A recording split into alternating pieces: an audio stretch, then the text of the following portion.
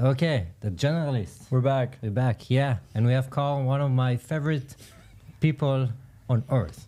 On the planet, I love that. On the planet. It's a tall order. Yeah. Yeah. Well, you did bring Tim Tam. Yeah. So, and I might have one during the show. And casino chips. Yeah. Casino chips. Oh, nice. Yeah. I heard gambling was really cool in Singapore, so I thought I'd bring some. Okay, so I'm going to do my opener, which I usually introduce our guest, which is you today. And I'm excited to have you over here. Carl, you are one of the dynamic entrepreneurs that I met in my life. You had not just a front-end technology innovation company that trying to impact. You also look at the society and social and how you can help others, which is beautiful from my point of view. Another thing that I want to say about you, you are a founder and also a philanthropic and CEO of one of the, how can I say it? Sexiest. Sexy. He said it. Yeah, he said it. Companies, meetmagic.org. You can go there if you want. Yeah. And what do you do over there? It's actually a platform that connects between executives and give them not just the technology right away, it's give them the ability to contribute back. Yeah. And these technologies are top notch. Yep. It's AI, it's cybersecurity, digital transformation. And one of the things that for me, it's like magic. It is magic, yeah. To say it, it's your background. Because you never stop dreaming, thinking, and how you can punch boundaries. Yeah, you started with one of the biggest Wi-Fi rollout in Australia, right? Yeah, correct? It's my last sales job. Yeah. And this was a huge project, grow to cloud. Yeah? Yep. Right? No, that was my ground to cloud is my little side hustle that I used to keep me going to get the startup off the ground. So in order to get a startup going, you need money. You need to pay the bills and put your kids through school and all that. So how do you put food on the table when you've got no revenue of your startup? So you've got to start thinking, because most startups fail because they run out of cash. Yeah. So how do you get the cash coming in? So ground to cloud was my little partnership with Ring Central, which is a big global. I'm a partner. I'm a gold partner now. I'm not even a partner. I'm like one of 5 in Australia. And so what that basically means is I just introduce them to companies, and then they pay me money when they close a deal, and they pay me money one off, and they pay me money for the life of the contract. So, for example, we closed a deal just about a year or so ago with Wilson Car Parks, big global company. They paid me $300,000, and they'll pay me $9,000 for 4.5 years. Every month. Great. That allowed me to put food on the table, pay the bills, and keep my startup going. See, and there is no too many entrepreneurs, and we speak about it a lot. Yeah, they run into the VCs. Yeah, bootstrapping. Yeah, understand how you can bring the money, how you be creative, how you can tailor, things that people sometimes don't think about. Yeah. This is why I endorse you. Bless you. Welcome to the podcast. Thank you very much. Good to be here. Yeah. One of the things we like to ask in the beginning is how you got to Singapore, but you don't live here. For the ones who doesn't know, you live in Sydney. However, you chose that one of your focuses in this area are going to be Singapore. Can you share why? Why Singapore is a place you want to spend time? But it's a hub. I think if you look at the tech world, I mean, Australia's great, but it's really not a hub for tech, really, is it? Yeah. But if you look at as a financial centre, Singapore is one of the best in the world. And so as a result of that, you've got every man and his dog here trying to do business. Every bank is here. Every international bank is here. So it makes logical sense. So all of my customers, who are the big global tech companies, of course, want to go and talk to all the banks and have a conversation. So it just makes sense that you've got two sides of the marketplace, all here. One, you can get customers to pay you money, and 2, you can get some execs to give some time, and we just bring the two together. Is it easy to do business here in Singapore? No, it's really hard. I mean, people say yes, and then they mean no, and then they mean no, and then they mean yes. And it's like, what are you talking about? We get that a lot, right? Yeah. But it's kind of interesting because I think it's just nuances in the market. It's dynamic here, but you often get some subtleties that are typically in the Southeast Asian market. But generally, I think very kind, hospitable people. We've had some amazing results here with execs. I think we've got about 150 coming tomorrow. Nice. To my event. And we're talking CEOs of banks, we're talking CIOs, CTOs, CISOs. And I guess when you're targeting them, they're all here, right? Yeah. Yeah. And they run the regions as well, which is great.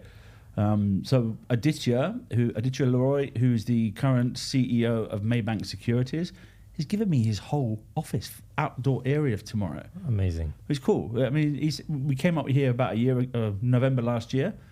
And yeah, I said, next time I come up, can we use your office? I actually thought he had the big tall building with Maybank on it. I thought that'd be great. 60 stories high, but it's not. It's somewhere else. But it's still a beautiful location. Yeah, we've got the whole place from 4 till 7 tomorrow to bring some people along and say thank you. We're gonna double click in a second, but some people like to listen and say, "Oh, he's so successful. Everything is working for him." But I know it was a journey, man. Oh, it still is. Yeah. It doesn't change. I mean, your problems just change.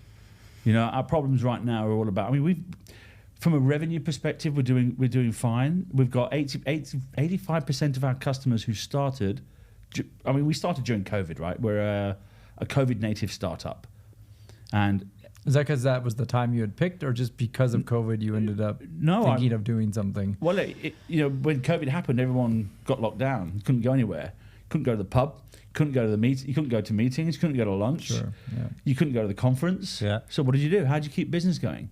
Richard Marr, who's the current head of DevRev for Australia, he went onto my website and paid $20,000 and bought 20 meetings. And I'm like, holy shit, I've got a customer. And so we had to go and deliver. And that was really the starting point. 2 years before that, I came up with this idea of meetmagic, but nothing really happened. There's no traction. But COVID was really that kick. It was almost like there's the signal of the ending of the Industrial Revolution. And now it's time. To have a go. So rewind a little bit. How did it start, and what is the intent of meetmagic? So my last sales job, I got sick to death of closing deals in the sales world. It's like boring. It's like eventually you get to a point. I'm 54 now. You get to a point when you're in your 40s and you go, is there more to life than flying around the world doing deals and getting paid a commission? There must be something more fulfilling than just getting a commission check from sales. The last big deal I did was with Cable and Wireless Worldwide, and they still owe me $1 million wherever they are. That was the money. Maybe they're Give watching them the the money. podcast, guys. Can you send a check, please? Pay me the money. Yeah. So this was a £36 million 6-year contract that we closed with a company called Bravura. And they owed me literally $1 million, and they didn't pay it. They pulled big deal clause on me. And as a sales guy, when you get pulled big deal clause like that, it's like just the worst experience ever. So I came up with the startup and got fired for competing with Cable and Wireless with that one. But my last sales job was with Aruba, which is the wireless guys, which is where you mentioned about the big wireless deal with Westfield shopping centres. So that was kind of cool. It wasn't $1 million deal, but it was still quite a significant deal. But I got to the end of that, and I was thinking there must be more to life than doing this, because it's just not fulfilling at all. You feel empty inside almost. And then I got involved. I watched a TV show called Growing Up Poor on the ABC, a TV show. And this TV documentary was about this poor neighbourhood called Claymore in Sydney. And there was 1,500 kids in a square mile going to school hungry, no hope, no dreams for the future, because they've watched their parents and their grandparents be really poor, because the government built this suburb and put the poorest of the poor people there. And so 3 generations later, you've got this cycle of poverty, and these kids have got no hopes, no dreams.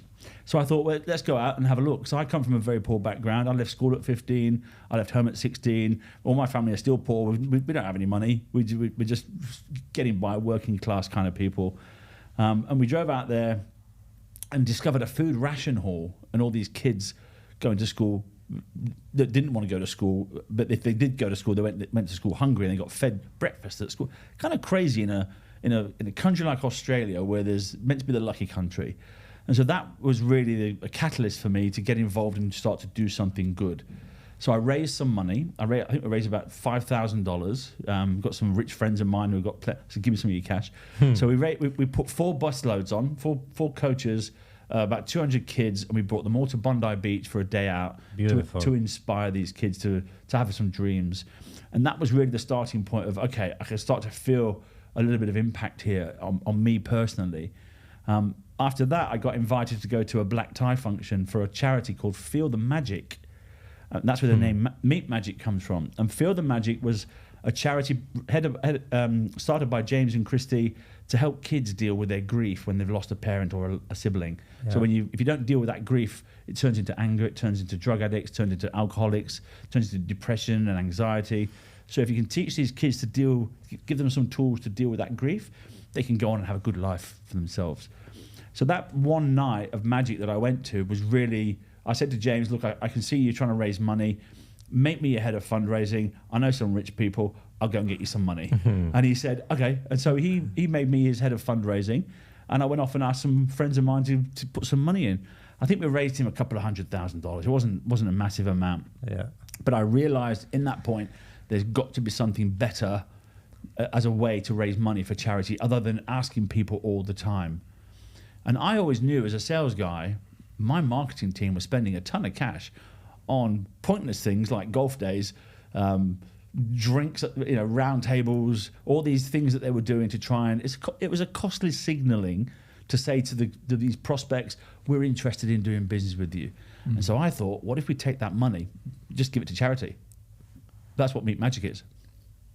So you're kind of just combining the whole, I need to find leads and feel that with the philanthropic stuff on the other side of the coin, basically. Totally. If you look today at the top 50 SaaS companies that are publicly listed in the US, their annual recurring revenue versus their CAC spend, or the cost of money that they're spending to acquire a new customer, it's ridiculous. I've just seen a report that shows the minimum is 2 years CAC payback. What that means is by the time they've spent all their money on marketing and sales, all that effort to go and acquire a customer to actually pay that back, it's 2 years minimum. And we're talking, when you get down the list, it's 10 years. We're talking companies like Twilio that are spending all this money, they're doing their marketing, they've got all these events, they've got all their stuff happening. But by the time they get a new customer, and by the time that payback, it's 10 years, it's just broken. And so I think you're starting to see a lot more scrutiny on what are you spending money on? What's the return? You're spending $15,000 on an event. Have you got $15,000 in revenue as a result? If not, it's failed. That is where we're at today. 3 years ago, it was growth at all costs, plenty of money flossing around, right? Literally, growth at all costs. And if you had a pulse, you get a job. You didn't need, as long as you were breathing, you got a job, especially anywhere. I think Salesforce went from 15,000 to 80,000 staff in a few years. Nuts. And today, of course, marketing teams are still doing that, but times have changed. It's not growth at all costs anymore. It's now profitable, efficient growth. And so they've got to stop spending all that money on stuff that's not producing an ROI and start to produce results, or start to do things that are going to have an impact. And that, I think, is our time for that right now. How's the reaction from either potential customers or Exact? When they look at the platform, when they look at the messaging, does it resonate to them that how the spin-off, from be on a B2B marketplace, generating leads, but also there is an impact aspect of that. How's the reaction? I think we need to understand that times have changed. When I was in sales, we want to go and talk to the CIO. We'd have to go and steal the annual report off the coffee table and read it. There was no internet. So you'd sit there with a highlighter. He's doing a transformation, and it might be, I don't know, looking at rolling out SAP or something ridiculous, right? And so you'd highlight these things, and then you call the CIO and say, "Hey, I got this company I'm working with. We think we can solve your problem. Can we come and have a conversation?" And that's where you go with your PowerPoint and you say, "This is what we do," and da da da. That doesn't need to happen anymore because they've got the internet. They know who you are. They know exactly what you do because they talk about you in their peer groups, online, in communities. And so by the time you turn up to the meeting, your job is not to sell at all. Your job is to just build a relationship with that person. So we've mandated no selling, no pitching, no demos. No one cares about your data lake unless it's got a boat on it.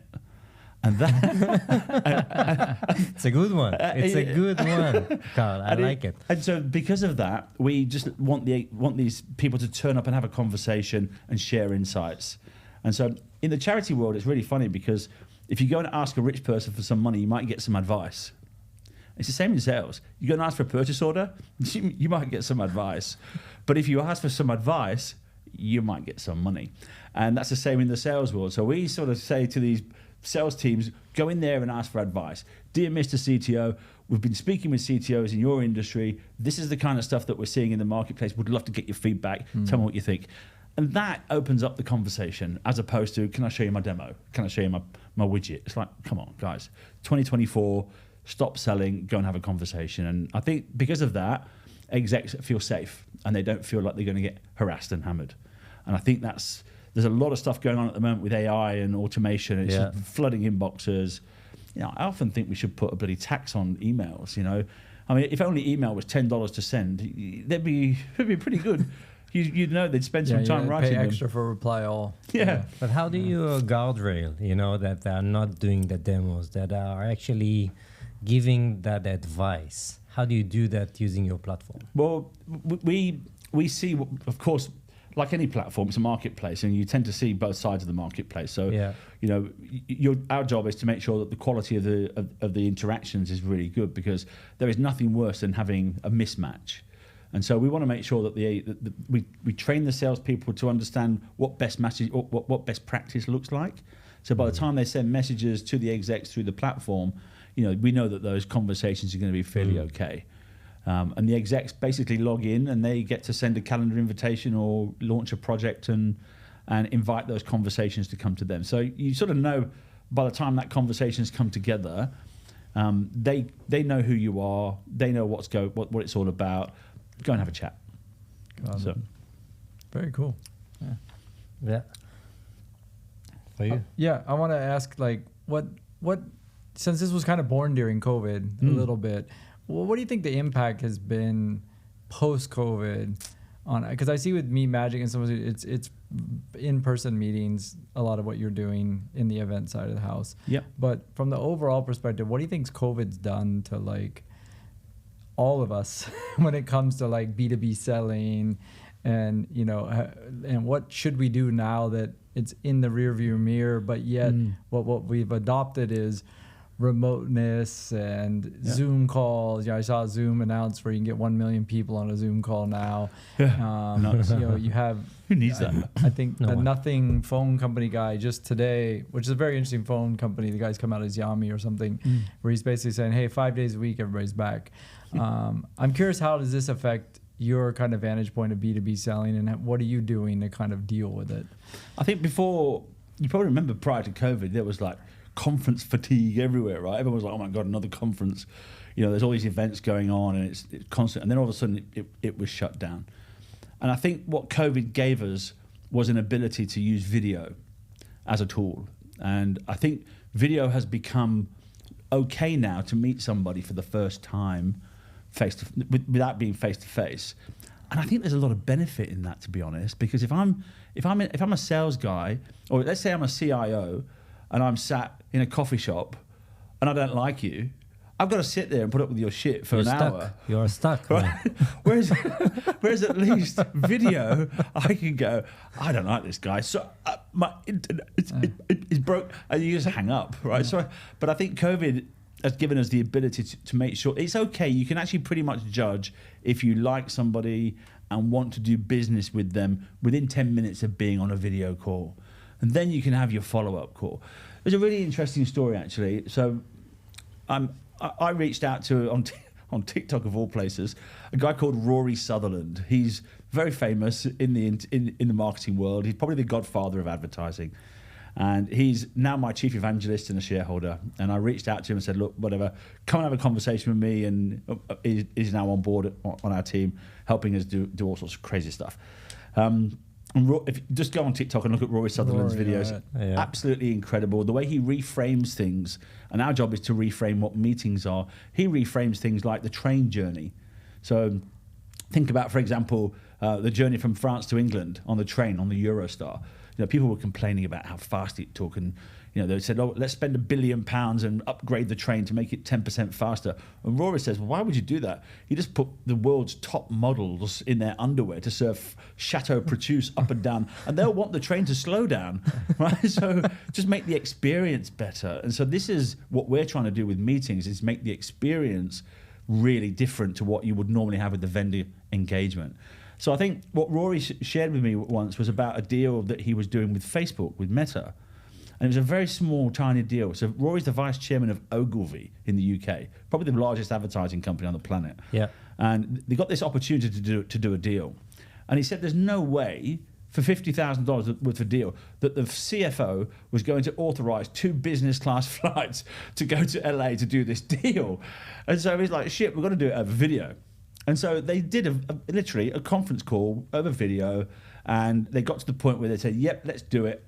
They signed the contract, and then they flew over to expand the deal. Great. So video becomes something that is a tool that can be used in all sorts of different circumstances. I'm of the opinion, and we had one today actually. So today, Nathan Brumby, the Chief Technology Officer and Product Officer, he actually works for a company called Domain, which is based in Australia, but he's based in Boston half the time. We had him, Richard, who's based in Australia, and Manoj, who's a billion-dollar tech founder in Silicon Valley, and they were all on a call together, meeting for the first time through meetmagic.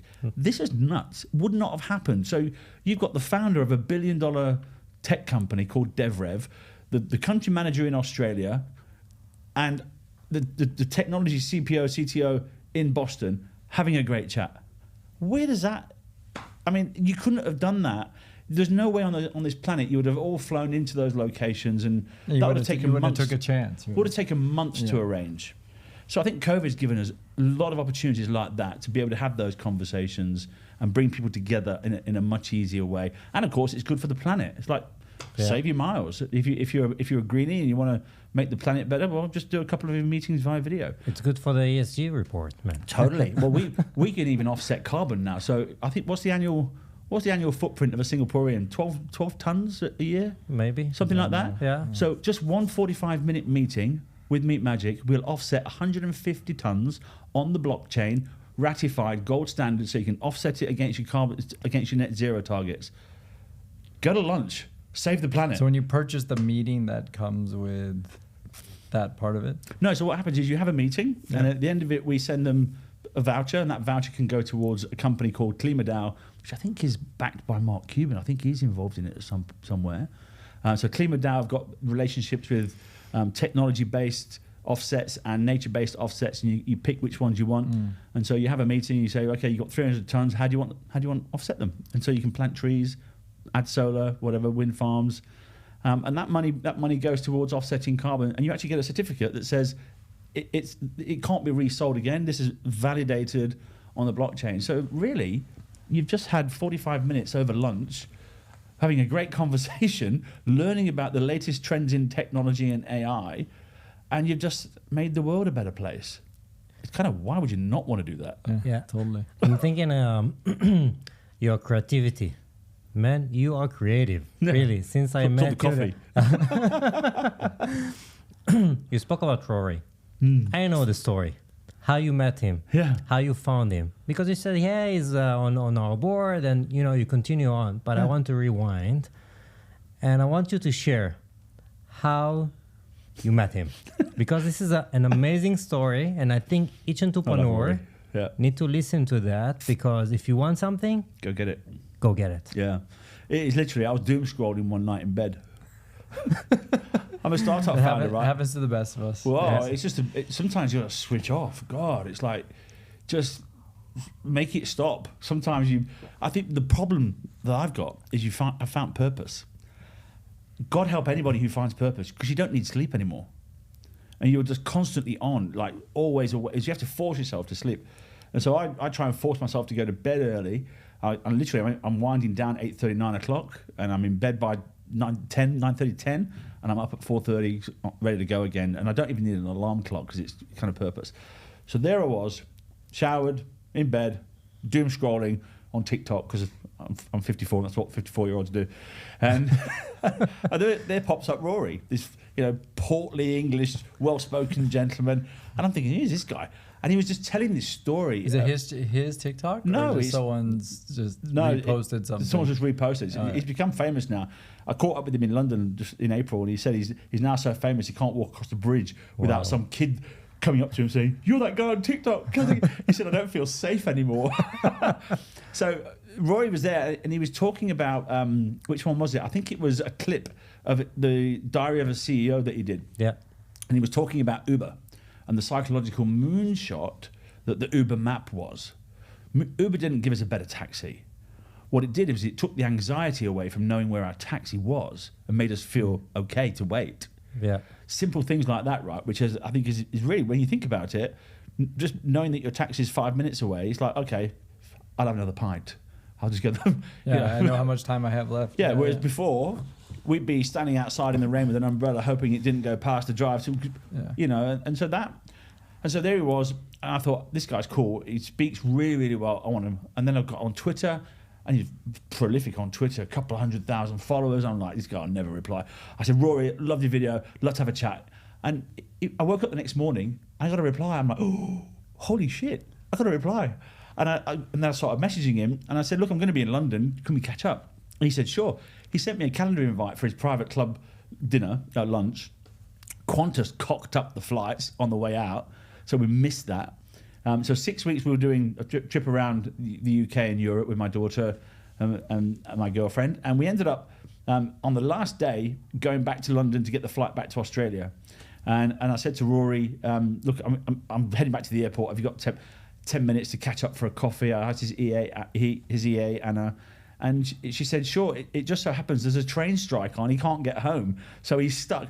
The stars aligned. So there we were. It was beautiful. My daughter, my girlfriend, and me, we sat with Rory having a cup of tea, just talking. And he goes, I love Meat Magic. I said, and I just felt, I'm goosepimpling now, because it's one of those things when people like him get it, you just know. He turns around and says, Meat Magic has all the efficiency of bribery, but none of the corruption. Nice one. Beautiful, right? Yeah, and this is Roy. So I came home with obviously my family, and we sat down. I think I had a bottle of red one night with my girlfriend, and we were talking. I think we had corn on the cob, and we had corn on the cob and something.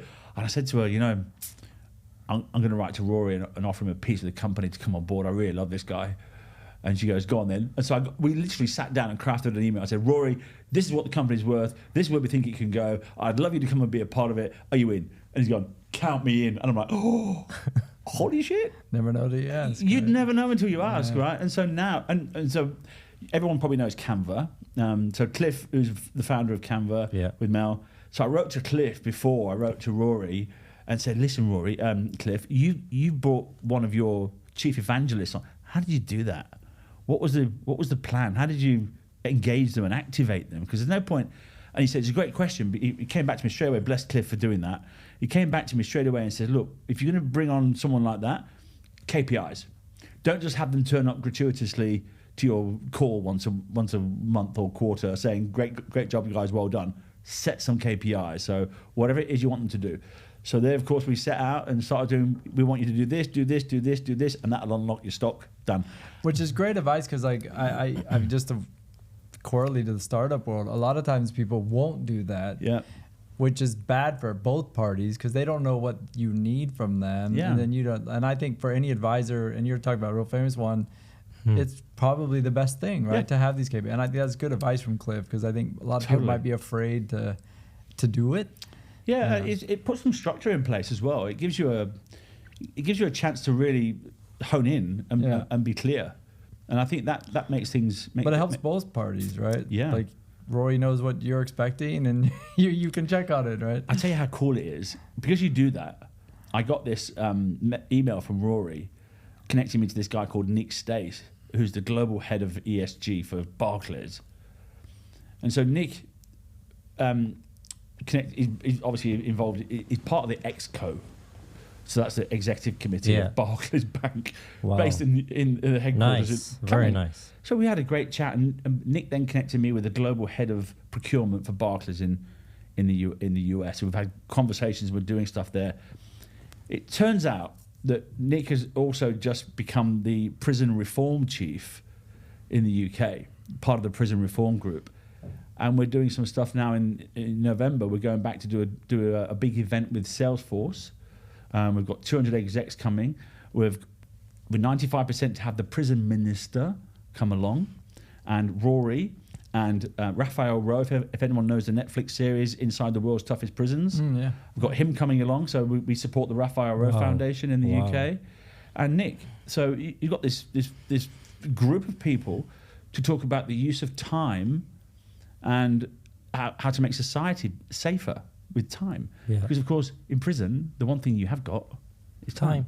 Yeah. But in life, outside of prison, the one thing you don't have is time. Yeah. So how do we bring the two together and make society safer as a result? And so it's going to be a really fascinating conversation. I'm really looking forward to that. I'm listening to you, and this podcast is the generalist. Yeah. And part of your role and your journey, and we speak about it, and I hear you, you have to be a generalist. How's your generalism take into play in your life? I left school at 15. I don't have a single qualification to my name. I've never been to university. I don't know what I'm good at apart from talking.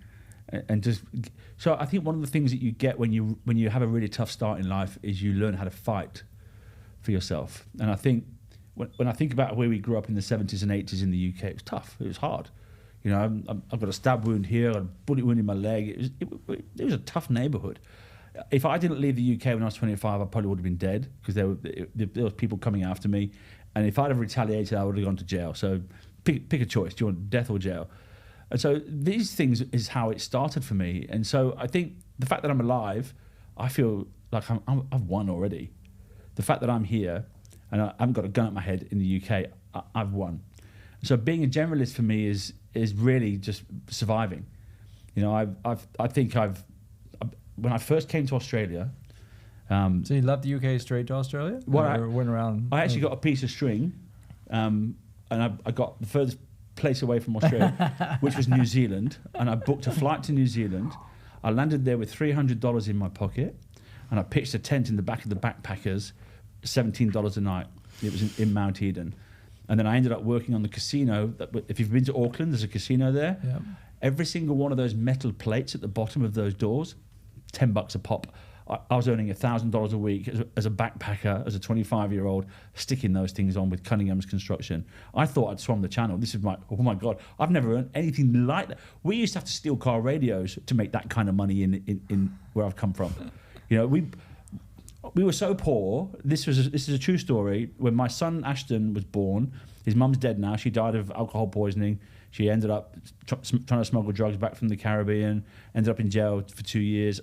I've got stories to tell you that we'll probably run into a podcast, but when he was 6 months old, we literally ran out of money, and there was no money around. And in England, in Nottingham, you had these electricity cards, and if you didn't have a card to put in there, you couldn't get electricity. And so my electricity went out, and I couldn't feed Ashton as a baby. I had to go upstairs, take some old clothes, take him outside into the back garden, start a fire, put a pan on with the water, and put the bottle in. That was how I started life. Wow. Right? There's no rich parents coming to bail me out here. There's no plan B. I've got no assets. I've given everything. 98% of my wealth I've given away. I own no car, no houses, no stocks, no cars. I've given $2 million almost away through meetmagic so far. I don't have any money myself, really, but we've got this beautiful platform that's doing it. So being a generalist for me is survival. If I can put food on my table, if I can put food into my family's mouth and pay for my kids to have a half decent life, I've won. That's it. It's not about Ferraris in the garage. My Ferrari's in here. I've got that Ferrari, and that's come from having a tough start. What do they say? Tough times build strong men. Tough times build strong men. Strong men build good times. Good times build weak men. Weak men build tough times.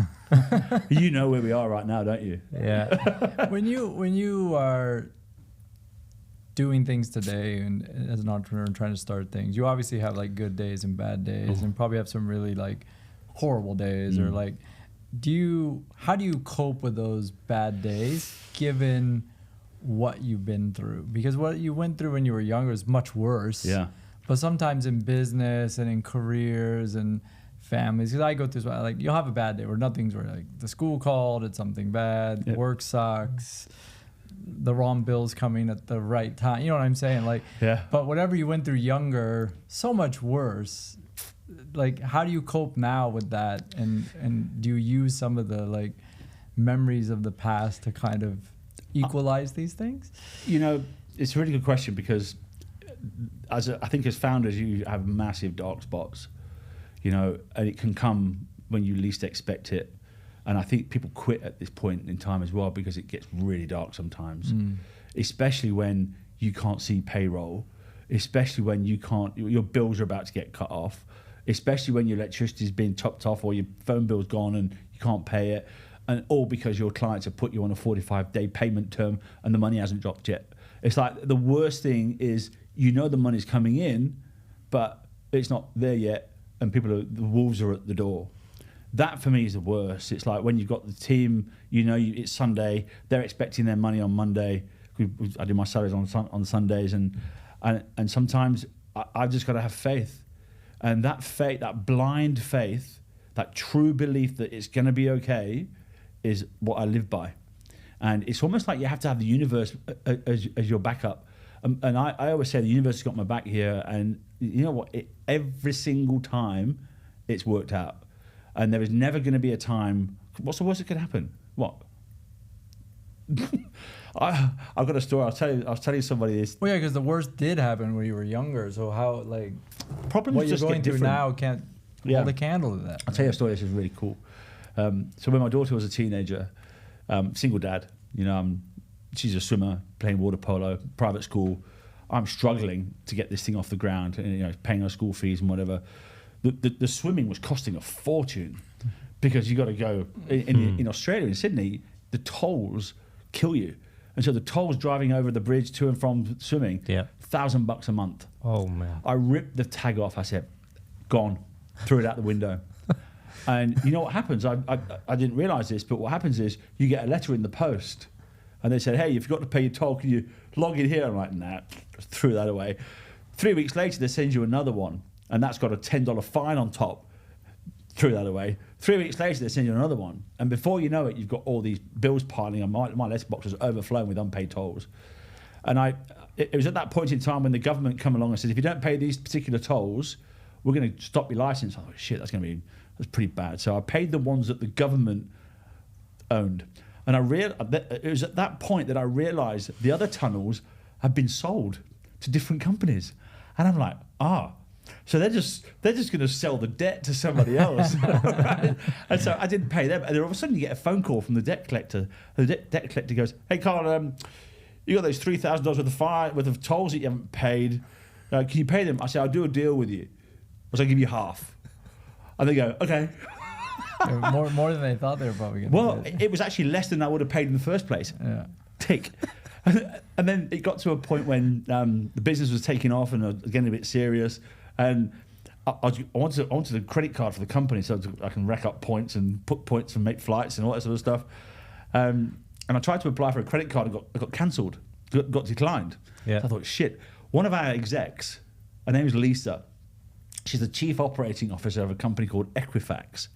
And Equifax do all the 100-point checks. Yeah. I said, "Lisa, do us a favour. Can you find out what's blocking me?" And she goes, "There's the Transurban. That's the people that own the tolls." Company. Yeah. And so I looked at it and I thought, okay. So I wrote to the CEO of Transurban. I said, "Dear Mr. CEO, I've been trying to get this startup off the ground. We've given this money to charity and I'm really struggling as a single dad. This is my true story. This is not a sob story. This is what I've been going through to try and get it. I threw the tag off. This is why I've done that so my daughter can continue swimming. Can you help me out?" And he goes, "Yeah, no worries, Carl, I'll sort you out." He put me in touch with one of his team. She came and sat down with me and she goes, "Okay, what cars have you had in the past 5 or 6 years?" And I'm like, shit. I've had that. I thought you were only going to do the car that I'm driving at the moment. And so we went back all the way back 5 years for the 3 different cars that I'd had and the 3 different cars that hadn't paid tolls. How much do you reckon it was? Thousands. $45,000. Oh my gosh. I almost sank. And she goes, don't worry, we can work through this. Wow. Honestly, this is Transurban. Amazing. She says all those uploaded fines, we'll get rid of those. All the ones that have got the fees on top, we'll get rid of those. She got it down to $8,000. And I paid it. And that was still less than I would have paid if I'd have paid the tolls in the first place. Thank you, Lisa. Thank you. Thank you, Lisa. Yes, Thank and you. Transurban. Amazing. I mean, this was... Don't try this in Singapore. They're all owned by the government. Oh, yeah, but this was... I mean, I don't think you get away with it today, but it was what I had to do to put food on the table, to try and get a startup off the ground as a single dad with no money, bootstrapping, a silly idea, and here we are today. And it's crazy. It's been I got an eviction notice. I was on Bumble dating this girl called Lily. She was a professor of medicine at university. Lovely girl. And I was 2 weeks into dating her, and I got an eviction notice. I'm 3 months behind on my rent. Single dad. And I went and sat and had a coffee with Lily at the university, and I said, Lily, I can't see you anymore. I'm in shit. I've got an eviction notice. There it is. She put $14,000 in my bank. Wow. I'd known her for 2 weeks. Wow. I knew that this is my life about timing. I knew that in about 2 weeks' time, Ring Central deal was going to pay about $30,000. And so that $30,000 came in. I gave Lily hers back with a little bit on top, and off we go again. That's been the journey. It's been absolutely hair-raising. And I think having a start in life like I've had has made me able... I honestly say my naivety in business is the reason I'm still here. Because if you sit down logically with a Price Waterhouse cap on, and you go, shut up, don't do that. You'd run a mile. You wouldn't do it. You literally would not do it. And so I think that's the naivety and the no fear of having nothing. I mean, when I say the bank accounts go from 0 to 100,000 to 50 to 0 to 100,000, it's that anxiety up and down. It's nuts.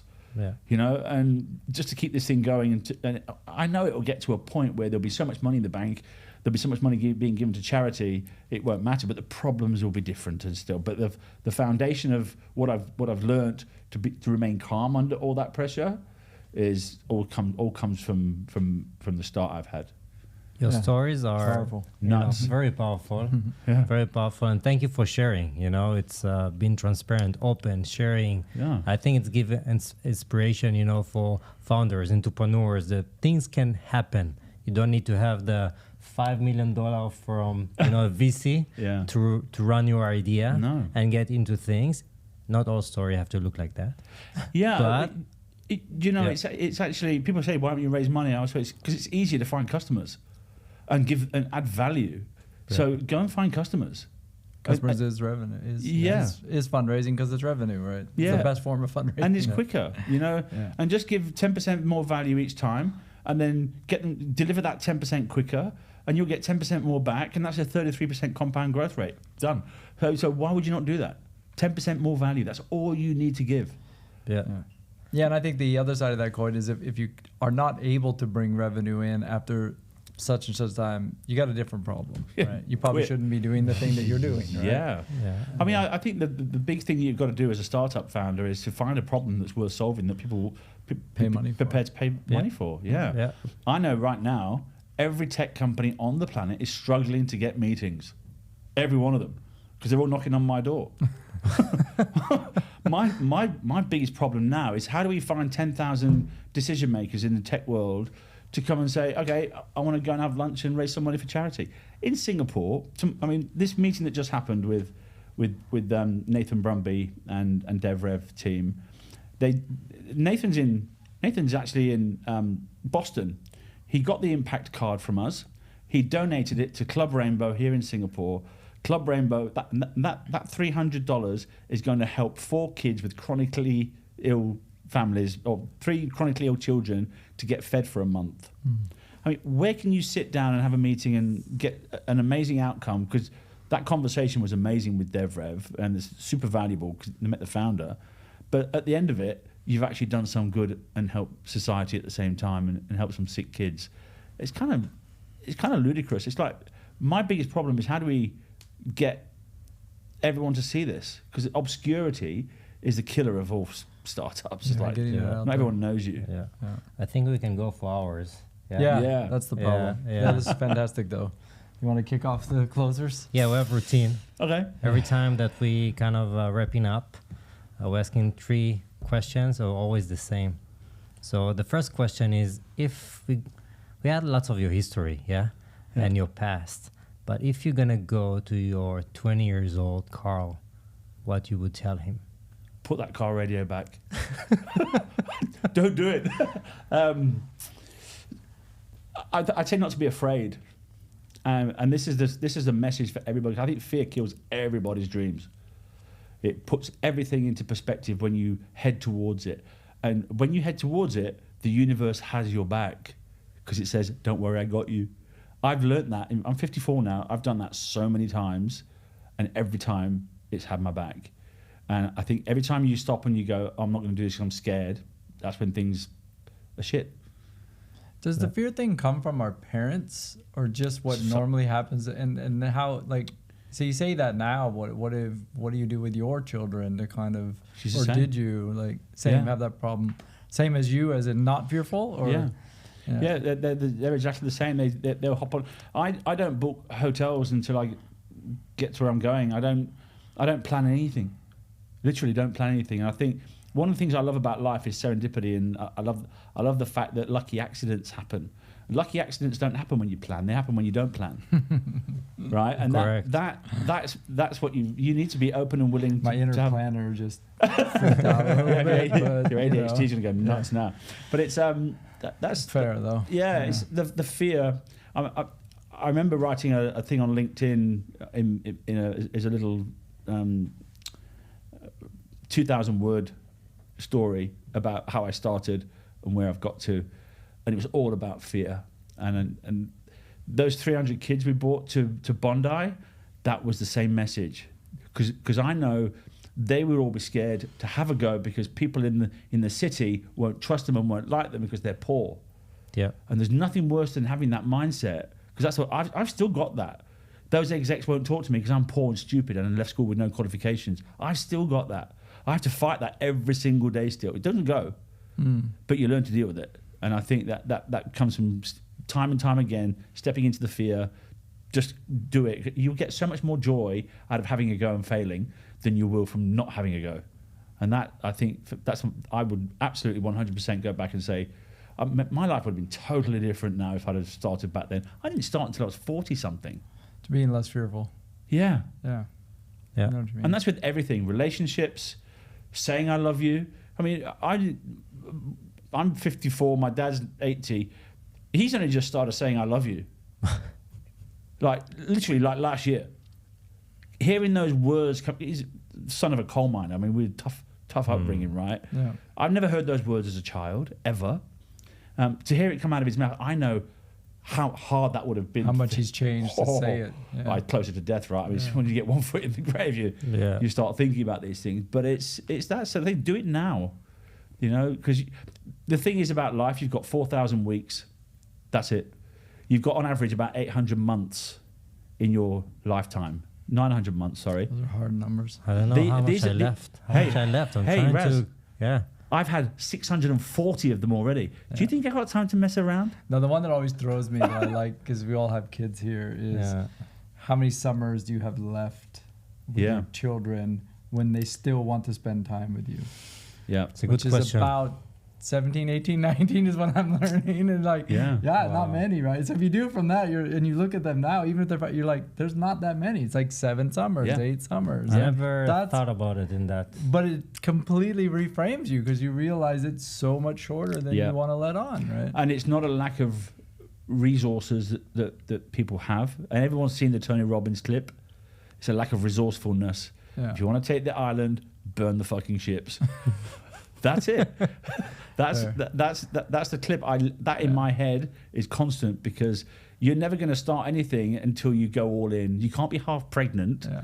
So you're either going to do it or don't do it, because you can't. I mean, the reason we're here is because we kept saying we need to do this. We're like, well, it's not going to happen by itself. Yeah, exactly. You got to do it. Beautiful. Yeah. All right. No fear. That's good. So you hit on this a little bit, but let's dig in a little bit more. And what do you do to stay healthy? And I would say both physical and mental. Like, because I imagine that's changed over the years. I think I'm undiagnosed ADHD, superpower, mad. I mean, everyone says you should medicate that. I'm like, why? It's like I've got so much. I'm 54. I've got so much energy. It's No nuts. need. But it's the focus, I think, where the problem is. I go, like I mentioned before, I go to bed early. I get up early. It's really bad because I'm from a poor background and we just drink and medicate and get shit-faced because that's what you do. Smoke weed, drink alcohol, whatever. And that was in my 20s and whatever, or in my teens, leaving home and doing all that stuff. Today, I can't do that because you can't. Your body gets older and it doesn't recover as fast as it used to. So I don't even drink that much anymore. So I've not had a drink for 4 months now. I've done 100 days dry from January. So from January the 1st to almost April something, no alcohol. Wow. And then I've done from I think May this year till now, no alcohol, and it's kind of boring, but you get this clarity. And I work out, so I get up in the morning. I'm 3 or 4 times a week. I'm fit. I mean, I should not look this good for 54. You're in good shape. We'll let you have it. I should. The gym is at the gym, or you go for like? Well, I used to go to the locker room. So shout out locker room because they're crazy, amazing gym. It's a gym for execs. You pay for it, but you get massive results out of that in Sydney. I've got a little bike at home.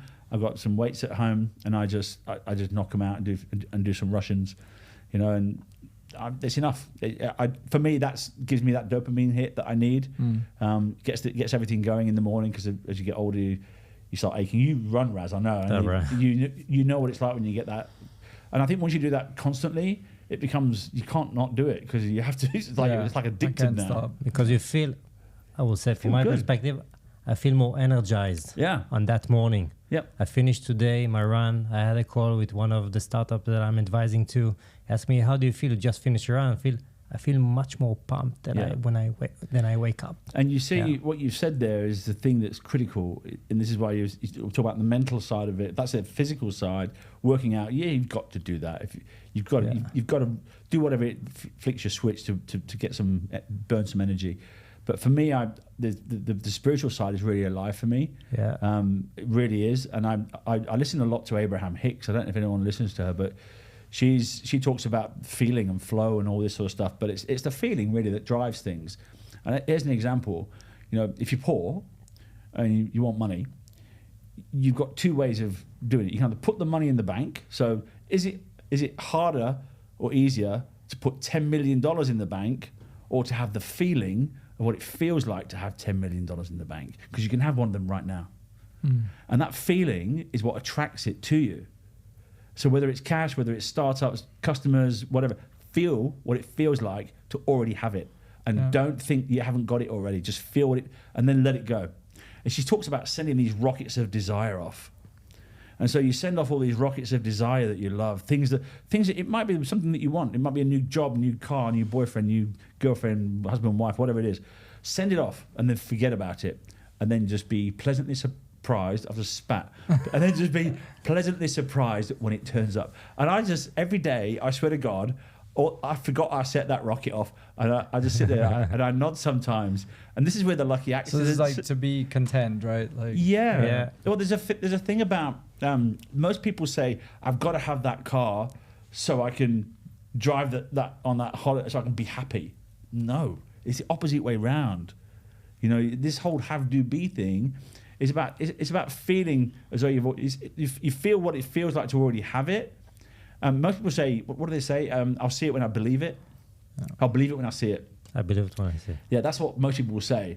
But I believe it first and then I see it. And that's the difference, I think. You've got to believe, and this comes down to everything that you're doing with your startup. If you don't believe that it's going to work, you better change your thoughts because it's not going to work. Or do something else. Your thoughts become your reality, literally. So be careful what you wish for. Yeah, perception is reality. It totally is. And this is really critical for a lot of people. If you think about failure all the time, you're going to get that. You're going to get that. Think about winning. Yeah. I feel what it feels like to already have 10,000 execs on this platform. That's what keeps me going. I feel what it already feels like to have given $250 million to charity. That's what it feels like. So every time a new exec comes on, I've just had a coffee with Callum, who's the head of IT for Moët Hennessy. I took him a bag of Tim Tams as well. I said, I'm going to bring some goodies. Make sure you bring yours. He didn't bring any champagne though. But we sat there and he said, look, I love what you're doing. I want to invite you in tomorrow before you leave to go and present to all the HR teams. Nice. It was a random lucky accident. I literally got off the flight and sent him a text and said, I'm in town, do you want to catch up? He said, sure.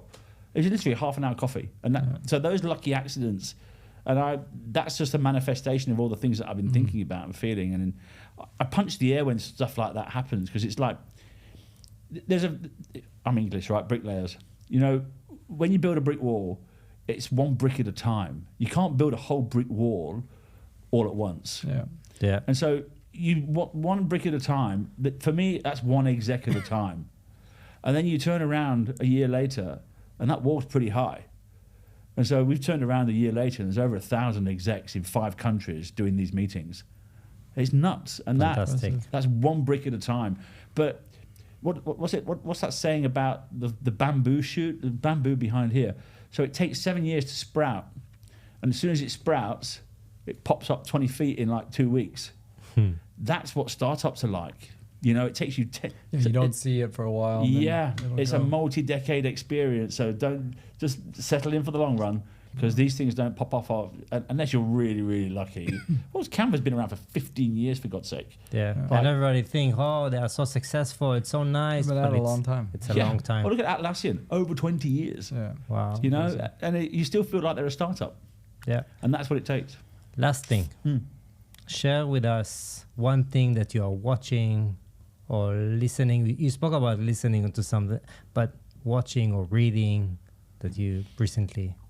Well, Alchemy, Rory Sutherland, if you want to change your mind and change the way you think about things. Book. Yeah, it's nuts. It's like the craziest book you'll ever read. It will just change everything about your thoughts. He's brilliant. I saw a few videos of Rory, and he's brilliant. His book Alchemy is just like next level for me. Some on the Diary of CEO is really good. Yeah. And you watch that one, I mean, that's cool. I'll link to some of these. Yeah, I listen a lot to Chris Walker. He's a B2B podcaster because my clients are all B2B. And so I need to understand their challenges and what's going on in their world. And that's where all this stuff around, you know, this payback comes from and whatever. So I can relate back to, so it's really me immersing myself in the industry. And then I read stuff that execs might be interested in. So it's understanding what's happening around the latest trends in tech. Because I often say, you know, it doesn't matter what department you're in tech.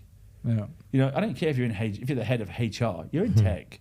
You know, because one of the biggest problems in Australia at the moment is there's 50,000 open jobs in the retail world. They can't fill them because these kids, they don't fill out forms.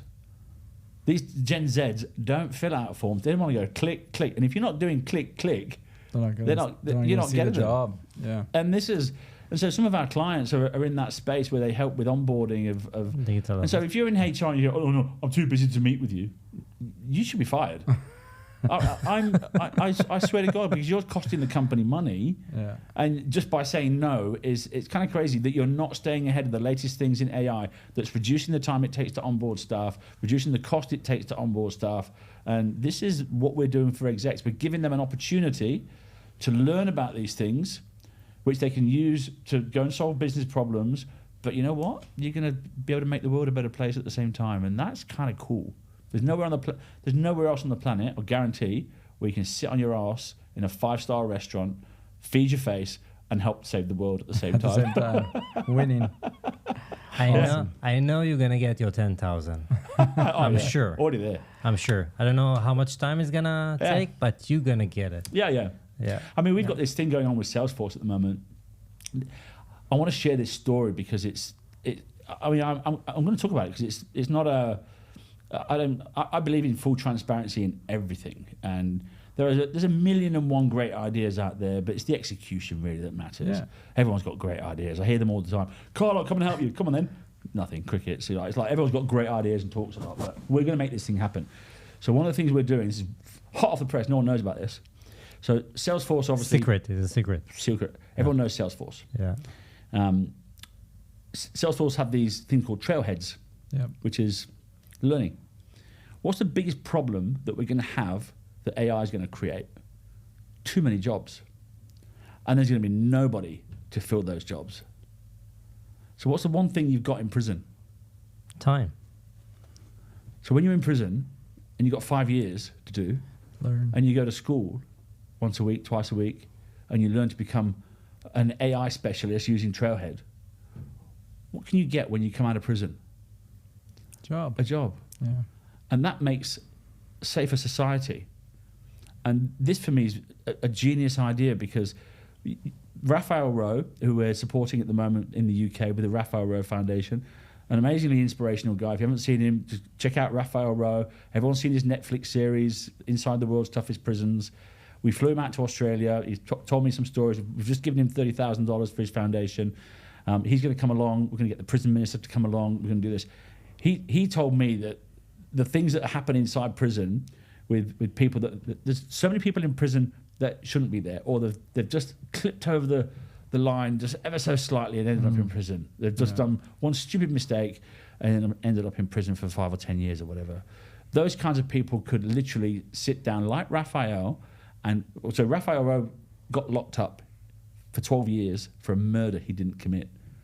So he was part of the M25 thing. It happened in the UK in the 80s. Even though all the witnesses said it was a blonde-haired guy with blue eyes, he was a black guy with dreadlocks. They threw him in jail for 12 years. Crazy. Yeah, 12 years, and he got out. He actually got the IRA to help him negotiate to get out. This story is nuts when you read about that. So I'm reading his book at the moment as well. But he learned to become a journalist while he was in prison.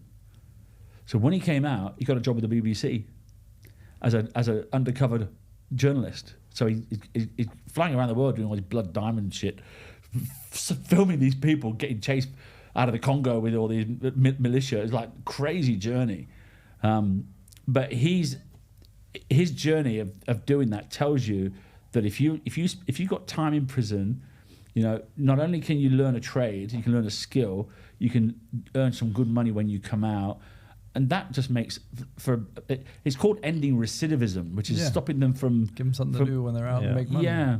And so you can imagine, you know, all around the world, we could have hundreds of thousands of people qualifying as highly specialized Salesforce engineers using AI, and they come out and they can work remotely. They don't need you haven't got to worry about hiring them and putting them in your if you're scared about hiring a prisoner, well, have it remote. But it's a skill, it's highly paid, and they can feel proud of getting that qualification.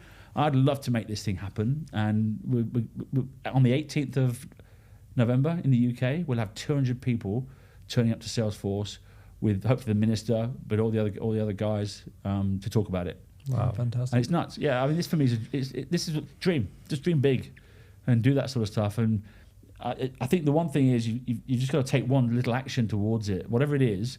Just take a step, and that one step opens up another one, and then another one. Just call Rory, send a tweet, do whatever, right?